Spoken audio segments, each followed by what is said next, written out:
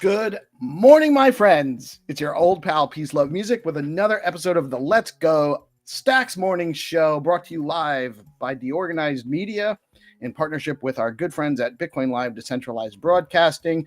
It is Wednesday morning, the 4th of December. We're already fully into the month now, and it's a lot of great stuff happening in our ecosystem. Really excited for the developments in our space. We got some great guests coming on to chat with you guys shortly.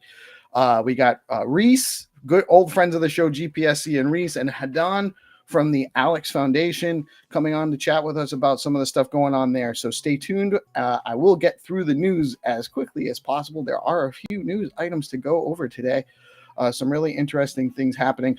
Friendly reminder, this is a news and information show. We are not financial advisors. We are not providing financial advice. Always do your own research and never invest money you cannot afford to lose. Do not make your investment decisions based on my opinions about things. I often get it wrong. And a lot of times, even when I do get it right, my timing's wrong. So do your own research. This is not financial advice. And with that said, just over a half an hour ago, around 8 a.m., the numbers for the day, Stacks was holding on to 96,013. I think it dipped slightly below since then. That was Bitcoin was holding in at 96,013. Stacks rocketed up. It's at $2.63 as of a few minutes ago. Holding on to actually it dropped while it rose to number 41. That's how crazy the market is right now. Other stuff's just rising faster in some respects, but holding on to the number 41 position by market cap on CoinMarketCap. Fear and Greed Index bumped up to 80, back into the extreme greed range. And the top three gainers over the last 24 hours on CoinMarketCap are Tron, Sandbox Token, and ApeCoin. So some of the OG coins are coming back. Stacks calendar for the day, and I am, I cannot. I hope she's okay, because if we don't have the Miss Gecko calendar, we only have the Stacks calendar. I missed the Stacks Australia group this morning. I overslept. Sorry about that, guys. They're on at 6 a.m. Eastern time every Wednesday. Always a great time, and I just missed it. Also got into the dog pool show at 7 a.m. Great guys there. We have our morning show every Monday through Friday, starting at 8:30. Thank you for tuning in. The Zest Community Hall is at 11 a.m. over in their Discord. Check them out. I don't know if Off My Lawn's actually around. He just had a little lawn, so we'll see what happens there. I'm not sure if they're doing that today, but it's on this calendar, so check them out. Clarity Collective meetup is at 1 p.m. today. At 3 p.m., there's Building on Bitcoin, the BitFlow show. And 4 p.m., Sam Stacks Nigeria group pushing the narrative. That is your calendar for the day. And with the news, again, I'm going to say this every day because I don't think we're saying it enough. And people that are outside the Stacks ecosystem need to know it. When you stack your stacks, when you hold stacks, you earn Bitcoin yield on your stacks. So not only is it an L2, not only do we have fast transactions and DeFi with Bitcoin finality, but all you have to do is hold stacks, stack them in a stacking pool. You need to have at least 100 stacks. Stack them in a stacking pool and you're earning Bitcoin yield. Right now it's like 9%. 9% of the value of your stacks every 2 weeks, 9% APR annually. Every 2 weeks you receive that, 2 weeks worth of 9% APR on the value of your stacks just for securing the network and holding your stacks. It's a good deal. Check it out. Grayscale files for a Solana SOL ETF with the New York Stock Exchange. Solana's got a huge market. I mean, there's a ton of people out there. Probably one of the reasons why they chose to try to make an SBTC deal with Solana. And that seems to be a thing too. Former Celsius CEO Alex Mashinsky is to plead guilty in his fraud case. The plea sentence is 30 years in prison. If you can't build something with real value, don't fake it. That's not how you fake it to make it. You don't want to defraud people. That never ends well for anybody, actually. Canadian exchange Bitcoin Well adopts a Bitcoin treasury acquiring 7.5 BTC and planning $2 million in bonds to buy more. Interesting. Earlier reports circulating that President-elect Trump selected Paul Atkins as SEC chair are yet unconfirmed. They have not confirmed it from the Trump administration or the incoming administration. Earlier reports were saying that was a confirmed pick.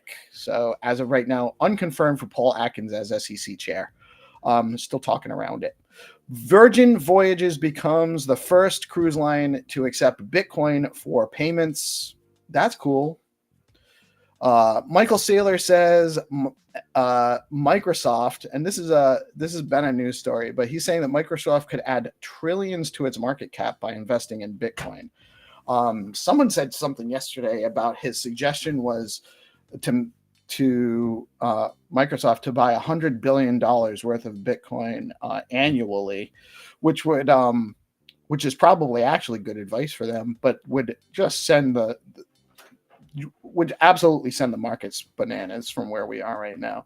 Like you haven't seen anything yet if that kind of actual buy frenzy starts coming into the market. Cointelegraph reports that spot Bitcoin ETF inflows are accelerating rapidly, surpassing the growth trajectory seen in the early days of gold ETFs. Well, yeah, programmable gold. It's going to be more popular than horse and buggy gold.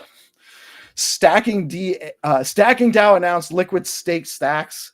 Stacks yields will be optionally earned in SBTC. That's really cool. This will definitely be a popular option when it goes live in the ecosystem. The Alex Surge campaign phase 2 is now underway. Head over to app.alexlab.co/surge and start staking for bonus rewards and vote for the rewards distribution. If you're participating in that, you need to go vote to make sure that the rewards that you're trying to get, what you're staking with, are the ones that get the most benefit of the bonus. So get over there, check it out. Velar Dex now offers permissionless pool creation, first in the Stacks ecosystem. Head over to velar.com and create pools pairing any SIP10 token with Stacks. You can create your own liquidity pools. That's interesting. Very interesting. I'm not sure how that functions. Yeah, so I have to talk to them about that. Stacks Pay is now live, and a new SIP has been proposed based on the development by Boom Wallet's Dan Trevino and the team. Read more about this new payment standard at stackspay.org, at stackspay.org. Head over to boom.money to get on the wait list for the pending launch for Boom Wallet. Really cool stuff Dan's building out over there. Very interested. Cannot wait until that becomes a thing. Are you interested in helping builders and devs test out their projects on Stacks? We're building a tester QA community. DM me, PeaceLoveMusic G on X or Hero Gamer. If you DM Hero Gamer, he might not notice. He gets too many. So DM me. We'll get you in that group. We'll get you set up, and you can start helping some of these devs that are looking for testers to poke around in their beta and alpha testing. Stacks SIP and Innovation Community Call every Friday at 11 a.m. Eastern with Hero Gamer and the Stacks org. Come learn about the latest developments on the Stacks chain and give us your input on what you would like to see built on Stacks. We're actually growing that call every Friday morning. There's more people coming on, and if you're interested in learning about Stacks or interested in hearing what's developing on Stacks, or more importantly, contributing some feedback and or other ideas that are outside of what's being built that you'd like to see built, it's important, and we want you to come. So you're all welcome to come and participate in that. We need more people there to do that. Good morning, Joe, Squid Fin, my brother. How are you? We got GPSC, we got Reece, and we got Hadan in the house. I'm going to bring these guys on. How are you today, GPSC? Good morning. Good morning, Reece. Good morning, Hadan. Hey, How guys. are you guys all? Good. Happy to join you guys. Thank you for having me on. Yeah, thank you so much. So this is it's a chill kind of Let's do it. It's an easy atmosphere, right? We're just we just kind of talk around and stuff. I know. Oh my God, I think I put it out of order. I forgot to mention Reece's mint tomorrow. We have a Reece. Why don't you tell us about it? Yeah, I think that's a good idea. So my third auction is happening tomorrow on Gamma. The artwork's title is The Tide. It is a conceptual artwork that condenses in 10 seconds the whole history of the universe, including what is still to come, into an animation that is cyclical. The reserve will be 100 stacks, and yeah, this is an awesome opportunity to get yourself a Reese's piece. Awesome, man. I'm super excited, and I know you've been helping out with kind of almost helping Gamma trailblaze how they're doing this stuff. In a way, with the fast blocks. So that, what time is it at tomorrow? It's 11 a.m. Eastern time, or that's when the show kicks off. That's when it kicks off. The drop party, yeah, it's all on the same time. So the space starting and the auction starting will be on the same time. Yeah, I don't know what it is around the world, but it is 4 p.m. UTC. So yeah, around 6 o'clock. Yeah, I think that's 11 a.m. Eastern time.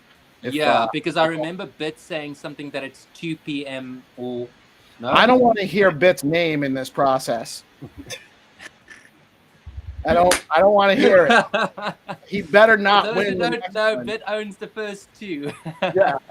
So I love Bit. I'm not hating on him. I just don't want him to win the next one. He doesn't get 3 in a row. That's not happening. We strike. No.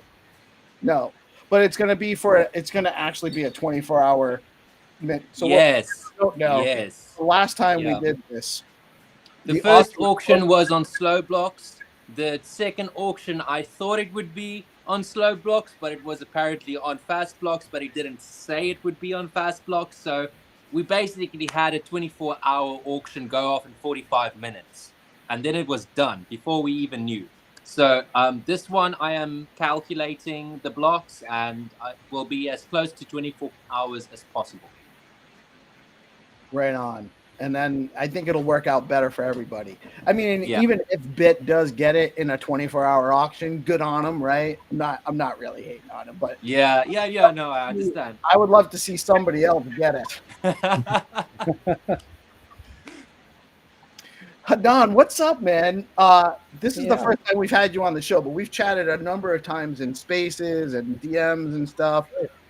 Super excited about what you guys are doing with the Surge campaign. I think that that's a really interesting way to engage the communities, the broader community, or our community of communities. And why don't you? So phase 1 has gone through. That's right. We're just kind of getting into phase 2. How long is phase 2? I don't recall what the date timeline is. Sure. So phase 2 is the voting and staking stage. It's a week long, and right now there's about 4.5 days left. And kind of, I wanted to come on to the show just to let people know that the best yields on stacks right now are on these Alex Surge pools. If you look at the leaderboard, all in the top 10, you have these 3-digit, 4-digit yields. Right now, we have Welsh at the top of the leaderboard with a 300% APR. Oh my God. I didn't even notice that. That's bananas. Yeah. So that's kind of what I wanted to talk about as well, because those APRs are dynamic, because they kind of play into a couple of factors. It's a little bit of game theory in terms of getting the best yields. Like one of those being, what are the pool rewards going to be? And those rewards, both depend on what the community submitted in the first stage and what the final Alex vote tally is going to be, which is ongoing. It also depends on how much is staked in that particular pool. Because with any LP, you have these fixed rewards, and the more people who are participating, the more broadly they are spread. So that can kind of like level out what the APR is. And also, there's these kind of like unknown factors of, this is kind of like one of those games where the closer you get to the end, the sort of less uncertainty there is. And so I imagine that on the last day, we're going to have this pretty wild surge of people staking and voting. But it'll be really interesting to see. And people can choose between, are you looking for the highest possible APR by maybe looking at a more middle tier meme coin? Are you looking just for a token that you're comfortable with, is well established, but has a more modest APR? And so, yeah, just to kind of like chat about some of those dynamics and how, for people not to miss out, just to look at the Surge board, look what's there, and be sure to ask us any questions that you guys might have on how you can maximize your returns. So, because basically at the end of this stage piece, there's going to be like a 28-day lock period when you're kind of quote unquote staking. And then at the end of those 28 days, you can harvest your rewards, both the Alex emissions and the token emissions. And so, the sort of question is that, say, like if you're going for a triple-digit yield on a really unknown coin, during those 28 days, if that coin totally tanks, then, you've kind of shot yourself in the foot. Whereas, if during those 28 days you're holding, say, like a blue chip meme coin like a Welsh, then you'll probably be in a better position.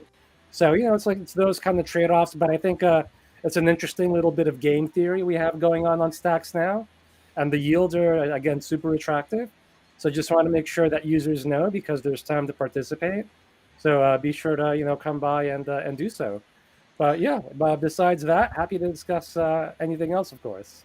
Right. And so just to kind of explain to people that haven't participated yet, you didn't have to be part of phase 1. Phase 1 was the lining up the different communities and right.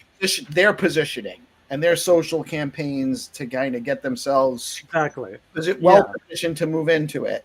Yes. But holders of any of those tokens or any of the pools that are available now can still participate and stake and vote in the ones that they're participating in. Oh yeah, absolutely. I'm sorry, what was the lockup date? When does phase 2 end? So the phase 2, it's going to close on December 8th. So about, looking at the timer, that's like in 4 days and 10 hours from now, the stage closes, then voting closes and staking closes. And then on January 6th is when the rewards will unlock. And so I'd just like to give users an example.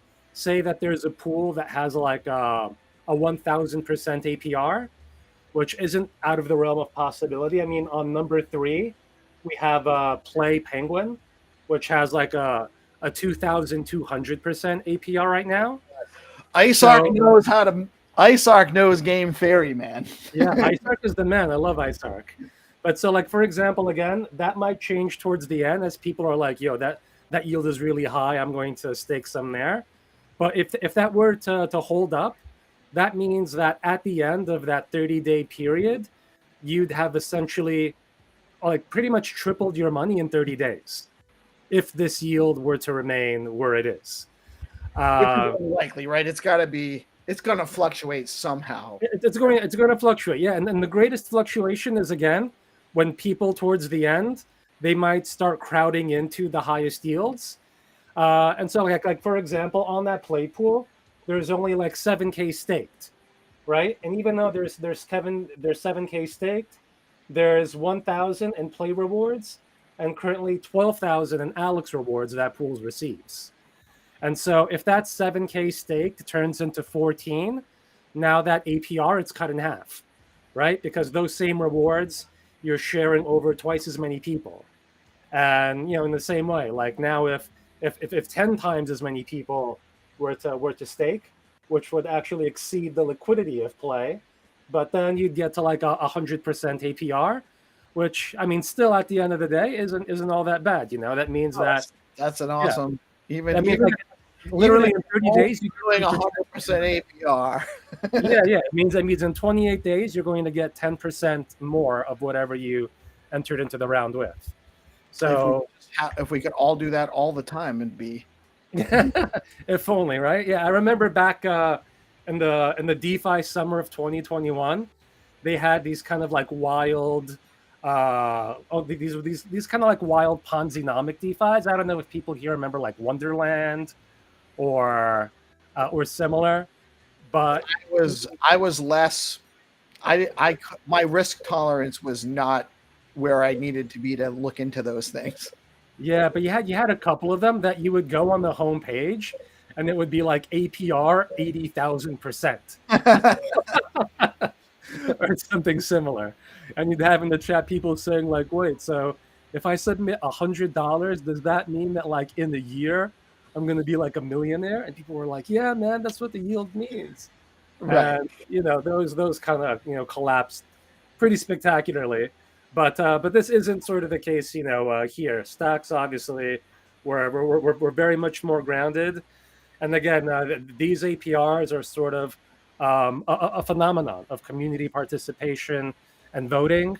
Again, like community leaders like ARC were really effective during the voting and staking stage and putting out these like awesome rewards campaigns. They got a lot of engagement.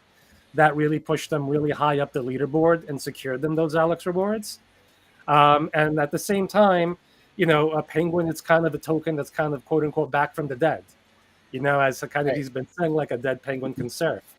And so the fact that there aren't that many holders, you have this combination, right, of high rewards, a relatively low amount of holders. And so you get those sort of like imbalances that create these very high APRs. That may, again, as we approach the end, start to leaven out or come back to earth a bit. But I still think we're probably going to have a couple of pools that will definitely have triple-digit APRs, one way or another. So I think obviously, don't sleep on the Welsh community. I'm sure Leo's guys are up there pretty high too. I haven't looked at the, Well, yeah, when you were doing the sort of daily price update, Welsh is up like 40%, 50% on the day as well. I saw something. Yeah. It's pretty great. So Yeah, I'm again I cheer for Welsh because I think they are very much this kind of like mascot of Stacks in a way, and hell they're yeah. like and they're like They're- and they're so fervent, so passionate, and I love to go on my Twitter feed and it's just Stacks Welsh, generational Welsh to $1 everywhere, just pumping and hyping and the Welsh community is great. We have a bunch of great meme / community tokens groups. But yeah, yeah, absolutely. Welsh is nobody is there's no community that's bigger than Welsh right now in the Stacks ecosystem. Love my Leo guys. Shout out to Jack. Yep. Shout out to Jack and the Rubrews. The not token guys are I that's possibly a pool that I might look at myself on Yeah. the Surge campaign. I'm not sure what are they getting right now for not. Yeah, so right now the not pool is at a 480% APR. And yeah, Alex Leo is at about 160, but actually Alex Leo is one of the pools with the most amount stake. There's over 100K stake there. And also, yeah. They're a huge community. They Yeah, have yeah. I think Leo is very much the kind of or has been the sort of number 2 meme coin, right, in Stacks. I remember with the whole Leo launch, the way they did it, it was really brilliant, and it was one of those coins where 95% of the initial liquidity was sent to Alex and Bert. So wow, I didn't realize that. yeah. So that's kind of like rare to get, right? With that, it's liquidity that's kind of like locked forever. So it's one of the ways that you can effectively create these like relatively rug-proof communities, just by no chance of there being an LP rug, or of there being a single a 50% whale holder that dumps it all. So I think That's actually, I have a question about that. GPS knows what I'm about to ask. So we were messing around on one of the Whatever Monday shows a couple weeks back. right. And GPSC and Crypto Landy was on, and we were talking about how you can create a bot trap on the bonding curve platforms if you mint a token. And so we decided to try that out on STX City. So we created a token called Bot Trap, and it was I created it it was an experiment. I put 50 stacks in, Right. and somehow I didn't realize this. At first, there was the fast blocks happened. The contract deploy literally took 15 seconds, and I was not prepared for it to go that fast, because the plan was to buy out the pre-buy a little bit as the dev amount, Right. and then dump that on the bots as soon as they bought. And it happened so fast, the bots bought really quickly, and I started trying to sell, and my transactions would not go through. And I didn't realize I actually had found a bug on STX City where instead of buying like 3% of the supply, I ended up with 47% of the supply. Oh shit. That's why I couldn't sell. Right. I'm trying to sell 47% of the supply on 2 bots that Right. don't have the ability to do that. But it shook out the bots because they saw these buy orders and dumped. So we got the bots out of the equation. But now I'm sitting here with a token that some people have bought. The people have actually legitimately bought, even though my description says do not buy this. This is an experiment. We'll let you know when it becomes maybe a real CTO. So I'm looking at, I got to do something with this liquidity, like this token I hold. I can't, or I mean, people holding the token. So I got to do something with it. I'm not sure if I'm going to do a mass burn, or if there's a way to lock it up in liquidity that would be beneficial, or just do a distribution to other communities. I'm not sure what to do, but there's a way to do that through Alex. Yes, with Alex, with the self-listing process, we've created the option of when you create that pool, you can choose LP lock, which means you're locking up your liquidity for at least 6 months, or to go even more secure, LP burn. And so, when you go to the pool page and you look at all the self-listed tokens, the ones that are burnt or have a lock, there's a little lock or a fire icon next to them. And of course, like that doesn't necessarily guarantee that, oh, this is, a safe meme to invest in, because there's like still all sorts of ways to kind of gamify it. Sure. Right. But at least by kind of like having that, it just shows that, hey, it looks like this token project took an extra step just to kind of flag that, hey, I'm not here to rogue the pool, within the next like 72 hours. But yeah, so there are those options that you can kind of set those up. So if I chose to do a liquidity burn, yeah, how does that work? All right. So, so when you create a liquidity pool, you receive LP tokens, right? The LP tokens are what you can use to withdraw the liquidity at any time.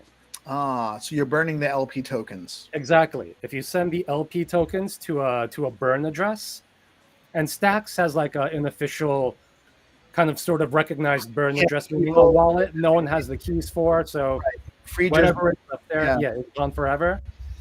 So if you burn those LP tokens, that basically means like that you're just left holding whatever you have, and that's just sort of the kind of circulating amount is this small amount.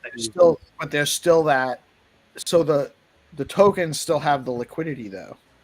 Yes. It's still a liquidity pool. It just can't be drained by there's just by anyone. Right. There's less access to the liquidity pool versus That's okay. That seems like a. What do you think, GPSC? Yeah, I was just reading in the Leo chat over here for a moment. Yeah, I've been looking at the rewards on the Alex pools, and I'm seeing that B20 is number 2. They kind of came out of nowhere. Like, what's going on with that? Yeah, and so it was one of the factors when we were, again, it's our first round through, so there'll be additional surge rounds where we kind of take the feedback and put that into effect. We looked into the vote from B20, and effectively what it was is that there was an early Alex investor, wasn't part of the team, but basically placed a large vote for B20, which has resulted in moving up the sort of charts. So that's been the kind of a dynamic there. We have been working with other foundation members to, like, for example, like Rachel, our CTO, on her Twitter account, she placed a vote of 2 million according to the social leaderboard to amplify the work that the community has kind of done. And we're going to look to continue to amplify that. In future rounds, we're going to exclude B20, obviously. But it's one of those things where when you have a permissionless platform, we really didn't imagine that this would have come up, right? Because like no one participated in B20 during voting and staking, so it wasn't even on our radar. And then suddenly, I think this investor kind of felt, hey, I love Alex, let me pump up B20.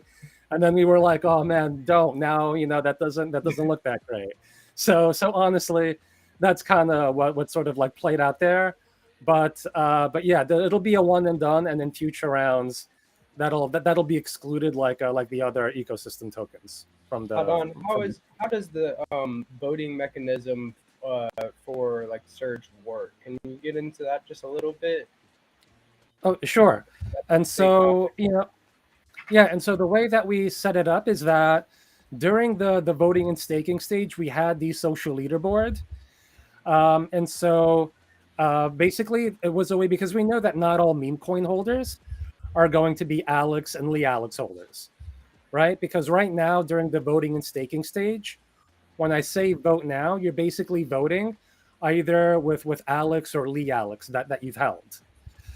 Since we know that not all meme coin holders might hold those tokens, we had that the social leaderboard as a way for the community, just through social engagement, to kind of boost up as much of the participation as possible.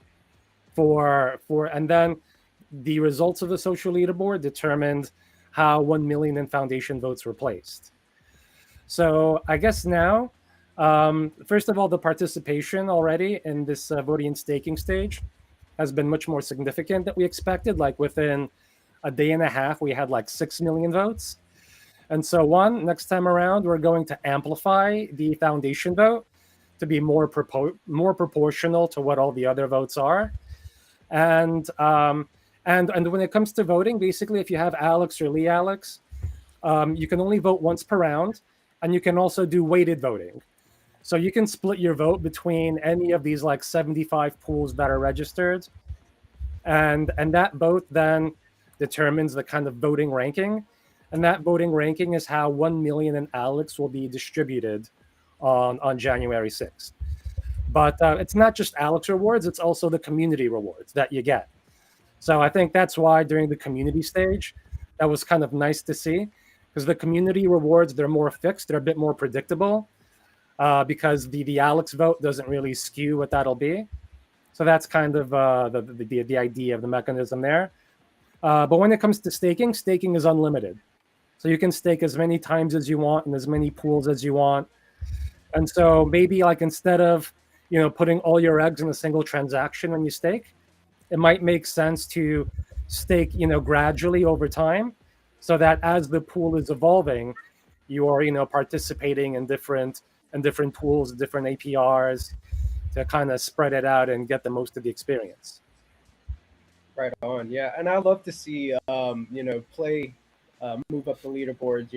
I'm a big fan of IceArc. Whenever I first got into the ecosystem, he was one of the chads that helped me figure out how to navigate through this ecosystem. So it's good to see that, play rise from where it was at, and now it's looking like 1, 2, 3, number 4 or 5. Yeah. It's cool. Welshies are crushing it. It's really fun, this little search campaign that you guys have put together for the community to come together and start to stake on the platform. It does come with some risk. Big techs might pull their profits, right after the search campaign is over. So of course, staying on your toes and getting into the right pools is important. But I appreciate you getting into that for us. Yeah, definitely. And like you said, like again, it's a space for educational purposes only, right? Not financial advice, because kind of like you said, some of these tokens, especially the ones with, say, a small amount of holders or high APRs, you might have, as soon as those rewards come out, people might dump those immediately, right? And if you're slow to do that, then what you thought was going to be your reward might actually not turn out that way. So that's why, maybe you're like, I'm okay with a lesser APR, but if I'm holding a token like a Welsh or a Leo or a Not, I know these are tokens with like massive communities and very dedicated holders. And these probably aren't the people who are looking just to dump their rewards right away. So, all those factors kind of come into this kind of game theory of, like how can you make the most of this campaign? Are you going to be very degen and chase the high reward and be the first to exit? Or are you, just looking to ride or die with the community? And, I'm going with Welsh, I'm going with Leo, I'm going with Not, Rue, and riding it out to the end. Yeah, it kind of comes down to like some risk tolerance and stuff like that. But definitely game theory. I think it's fun to see the communities come together and, post about their search campaigns and get out there, get some visibility on Alex and the different meme points which y'all are doing over there. So, I appreciate it, man. Yeah, awesome. Yeah, that was really our point of view, to create something that would be one, like I think it's a win for the projects, because during the sort of social media phase, both them and all their community members are encouraged to post as much about them as possible. It's a win for Stacks, because all that activity on social media catches some new eyeballs and brings in some new users to try it out. And also it's a plus for just Alex as a whole, just to show that we're a great destination to come have fun, to get these APRs, to provide liquidity, to swap. And like you were saying, even right now, if you don't hold one of these tokens, there's more than enough time to go on a deck like Alex or Valar, swap for the tokens you want to participate, stake them in the pool, and kind of see how those rewards play out. Yeah, and I guess one of the variables too is some of the pools are with the token and Alex, and some of the pools are with the token and Stacks. So you have to decide exactly which one to do. How is it? There's a lot of variables there. And that's one because I have more Stacks right now available than Alex, but it might be a better. There's a lot to think. I'm not trying to tell people. I'm not trying to give financial advice, but there's a way to. It might be better to stake against Alex right now. Right. I think I mean, when we look at say like our past kind of cycle, like when we got to the Stacks all-time highs, I think in March of this year.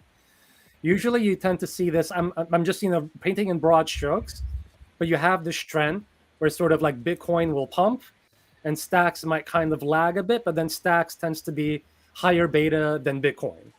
Meaning, if Bitcoin moves, say like 1%, typically Stacks might move 2 or 3% over the long term. Then within Stacks, the ecosystem projects like Alex, Deco, Valar have a similar dynamic where they might be high betas to Stacks. Right. So once Stacks starts to pump, then after a bit, once people feel like that pump is in a stabilized range, you might see that sort of asset rotation. And now people are playing the ecosystem tokens to see them come up as well. And I think you have something similar with like meme coins as well. Now that Welsh has had this like kind of strong pump over the past 24 hours, if it holds at this level, I think that's kind of a green flag for other meme coins on Stacks, that there's probably going to be some profit taking and that rotation into other meme coins. And then they also kind of catch up as well.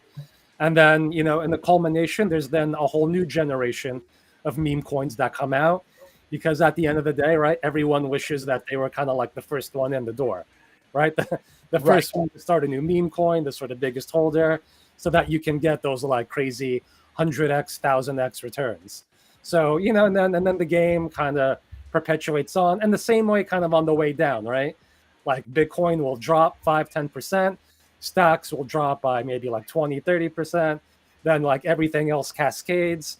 So you have this kind of it's interesting, but because it's all because Stacks is so Bitcoin centric, I feel like to me, instead of a play like doing say like leveraged Bitcoin on the SEX, I have a lot more fun doing ecosystem tokens and meme tokens on Stacks. Because one, those aren't going to get liquidated. And two, these are great communities. Like I love talking to the people, I love being like on spaces with you guys. And when when things are mooning, it's awesome to see, like I get a kick out of the memes and all the enthusiasm. And I think that, optimism is contagious. And that's how we kind of get out that message and pull in these like other users, other meme coin users, other degens, and people from other chains. Yeah, exactly. Optimism is contagious. That's right. It's actually an overlook, maybe paradigm sometimes. Right. Because you're right. Once the communities start getting hyped because they're realizing some payoff to all of the work they've been doing, right? That's really what it is. There is a lot of effort. It's not, you can't just create a token and have it take off. There's got to be some groundwork. Like even like a lot of people launch NFTs, and it's hard to mint out an NFT. Rubes did his NFT for Leo a couple months ago. They minted it out in like an hour, a 5,000 piece NFT mint. And part of that, what's that? Oh, it's a 10,000. That was 10K. Insane, in an hour or something like that. And it was because he puts all the work in. He's constantly providing value. in a number of ways to his community, including just the engagement factor and the ways he's engaging, and all the effort he put into collabing with all the other communities and stuff. But there's work there, is what I'm saying. There's effort there behind that. Same thing with the Welsh crew. It's a community effort, but they Right. have that 100-day giveaway project. They've done a bunch of different things. You got Staxy, you've got all the guys in that ecosystem that are constantly producing for Welsh. Right. So it's IB with her merch stuff and Staxy's merch stuff, and they're always working on it. It's not just, you can't just create a meme token with a cute picture and then nothing else. It's not going to go. It needs the work. So when the people come, when the communities realize a reward after all of that effort, it creates this kind of this energy That's that right. Yeah. that is needed. And I think just because the whole ecosystem's erupting right now, like everything's going bananas.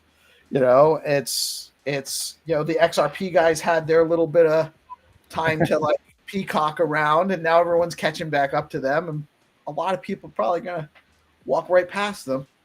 They took it way too far when they started saying XRP to $10,000. Like, what? yeah. So you're expecting like a $3 trillion market cap? Like, what? No, It would be like $57 trillion. Yeah, at those levels. So that's it's pretty wild. That's a topping sign, but for XRP. But yeah, man, it's so I think Alex did a great job of kind of capturing some of that energy and electricity, and even helping foster some more of it, right? With what you guys designed. I think it was a really neat concept.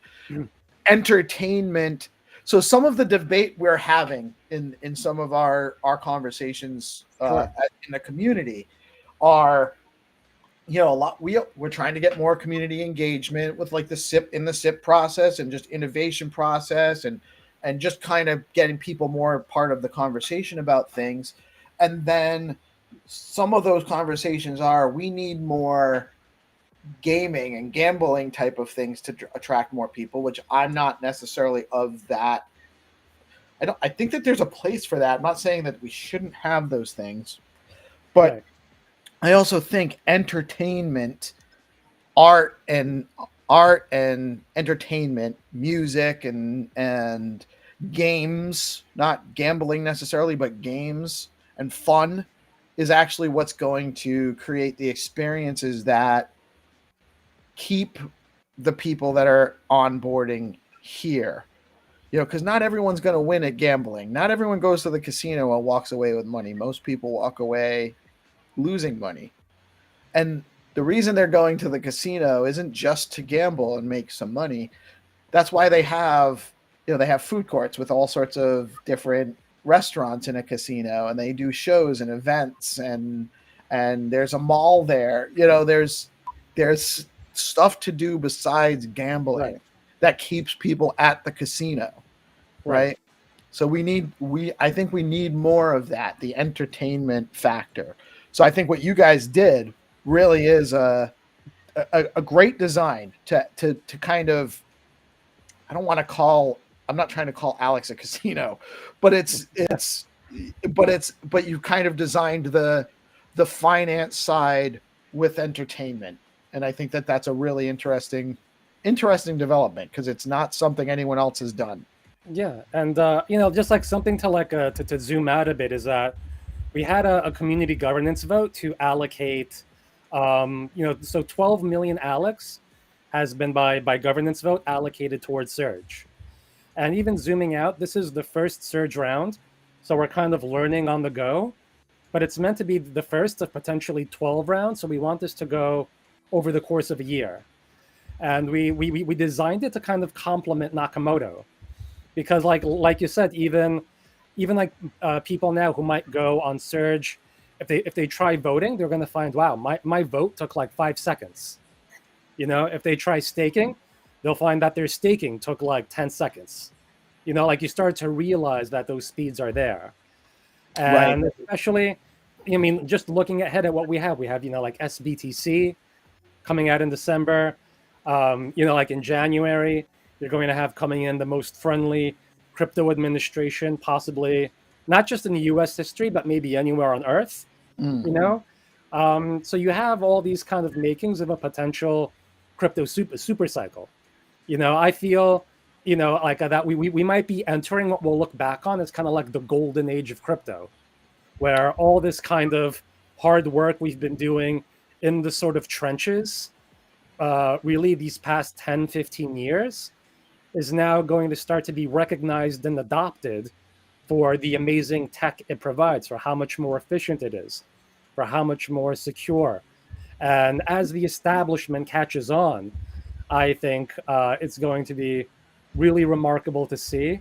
And again, like I feel just really lucky to have become a part of Stacks when I did, because once you know the tech, once you know the story, you realize that the sort of story of Bitcoin, after all the sort of after the layer of just store value and speculation, when people turn and ask, well, what can we do with this Bitcoin?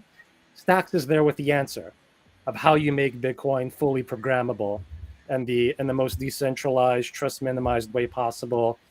And that really unlocks what we talk about with like a Bitcoin economy, and seeing all these successful experiments that we've seen on Ethereum, Solana, being able to come home to kind of, the sort of mother chain. And I think it's really awesome. It's great. 100%. It's not only does it have all of that stuff going for it, but because it kind of matches by design the Bitcoin ethos, the decentralized, permissionless, trustless, borderless, censorship resistant value. The people in the space that are building reflect that to a broad degree as well. It's not trying to build something outside of that. I'm not saying that the other chains aren't, and I'm not a chain maxi, and neither is Alex. You guys build a bridge with all. It's a decentralized world, and so Vinny has a question, and I want to talk about something else he mentioned yesterday too. Sure. So Vinny asked, "Does Alex do something on the venture side?" Which I think he's asking if there's any. I'm assuming he's asking if there's like.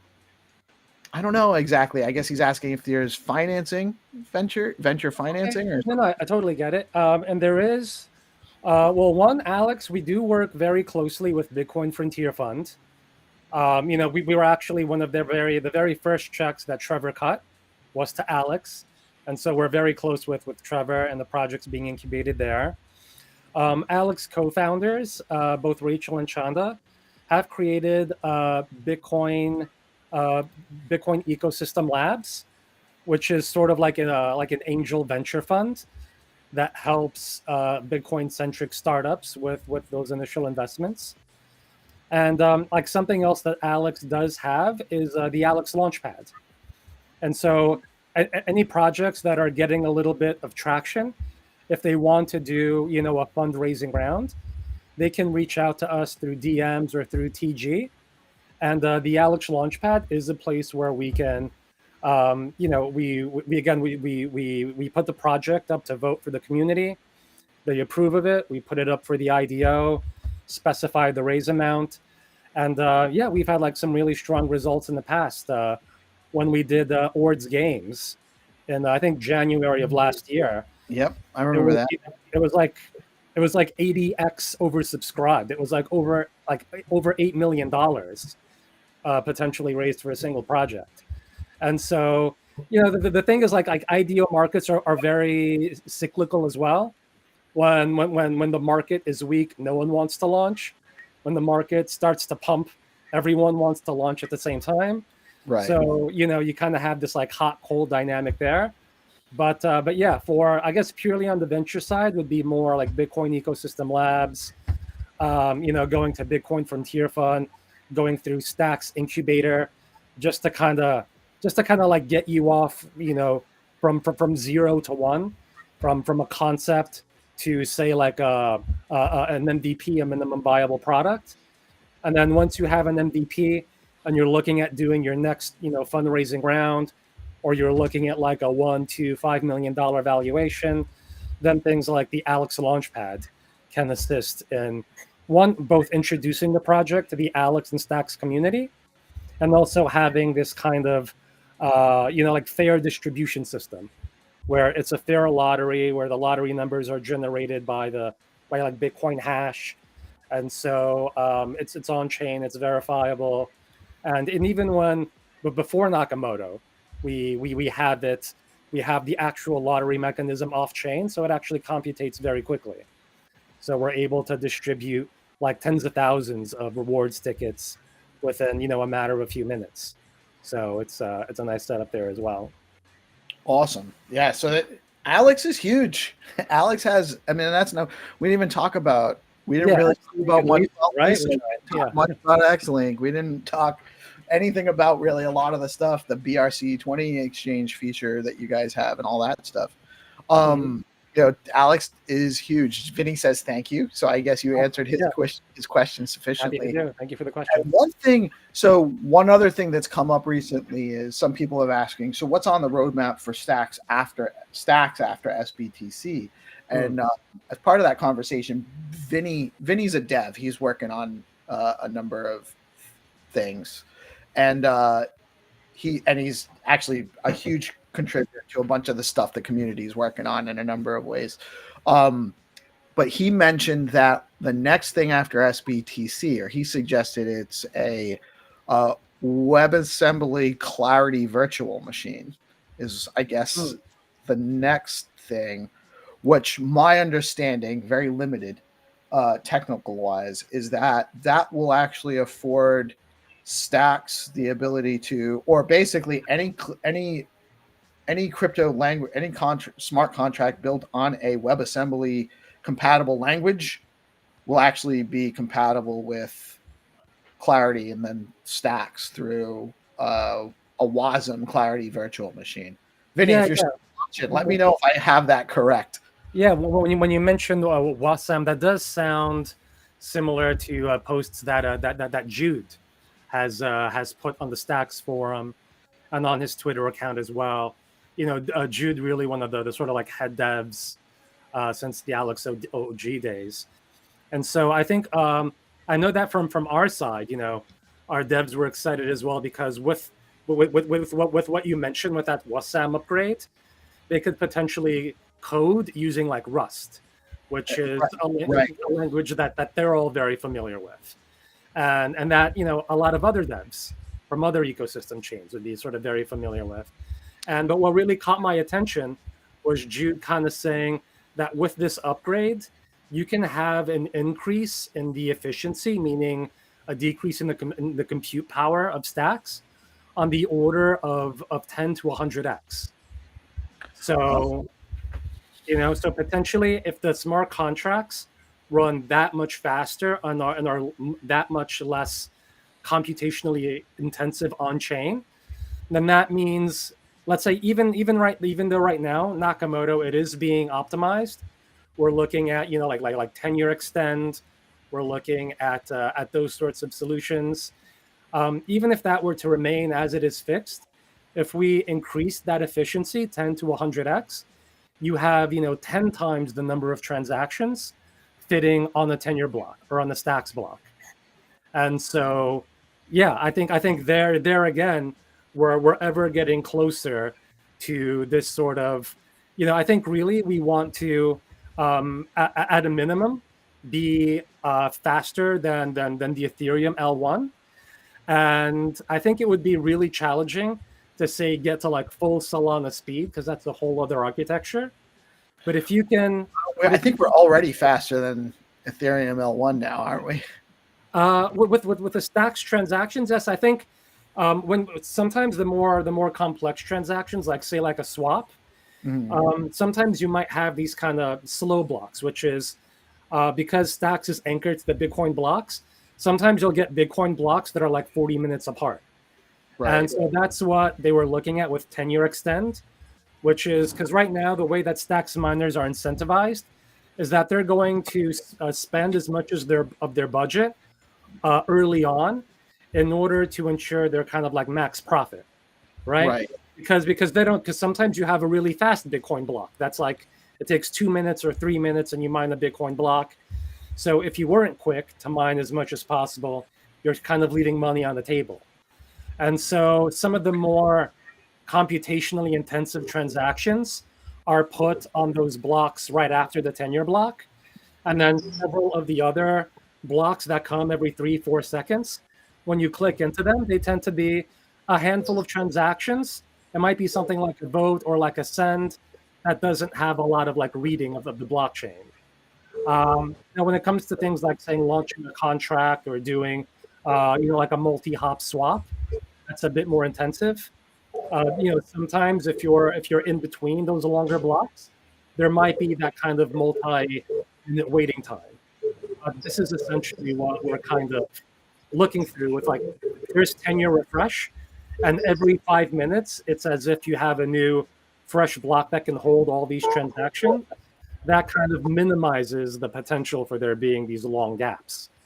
And the shorter we make that 10-year extension time, the less and less you'll have that, that experience of a long wait, right? Because, unfortunately, you can have someone to come on Stacks, they'll do like 10 very fast transactions, and then that one swap that kind of maybe gets stuck for like 5 or 6 minutes might be the one that they're then like, oh man, this this sucks. Is it stuck? Where's my funds? And you get, all of that kind of like negative feedback. So the more that we can minimize that, I think the better the overall user experience and the smoother the operation that we're going to see.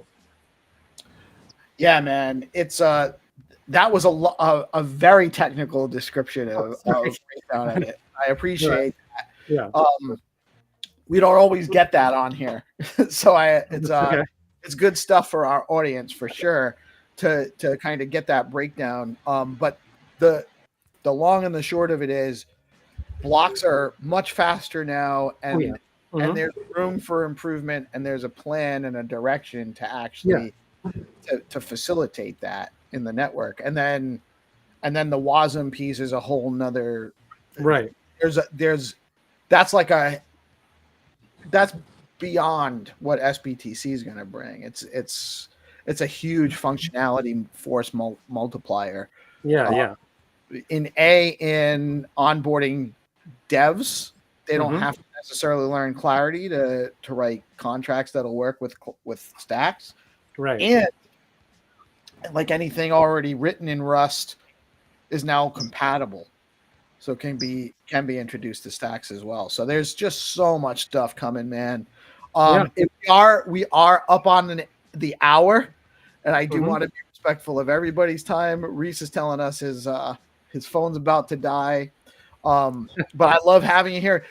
Hadan's actually coming on the Spotlight show tomorrow as well. So we'll be chatting around a little bit more. I think it's going to be Hattie and Jack, and I'm not sure who else might be joining us, possibly with Mr. Wagme. If he's watching, he hasn't confirmed yet. I'm not sure if he's available. Love Mr. Wagme. Yeah. We got some people coming on. And Hadan, thank you so much for joining us today. Reece, GPSC, thank you guys for joining on as well. Guys, make sure you go and participate in Reece's auction tomorrow at 11 a.m. Eastern time. I think he said it was 4 p.m. 4 p.m. UTC. Get over to Alex and participate in the surge. Yeah, check it out. You got some huge gain opportunities there if you go look at it, right? Yeah. And GPSC, man, why don't you take us out? Yeah, everybody, it's been an awesome episode. I hope everybody just has a wonderful day. Keep the frequency high, keep love in the room, and keep building. We're getting it there, guys. Right on. Thank you guys so much for joining today. I am PeaceLoveMusic, your host, and we are DeOrganized Media. Thank you, Hadan. Thank you, guys. We come at you every day with DeOrganized Media on Bitcoin Live, Decentralized Broadcasting. Every morning, Monday through Friday, we bring you news and updates on what's happening in Stacks and the broader Bitcoin ecosystem. It's Wednesday, hump day, whoop, whoop. Get out there and crush the rest of the week. Got a lot going on. We'll see you tomorrow. Y'all have a blessed day. Peace out.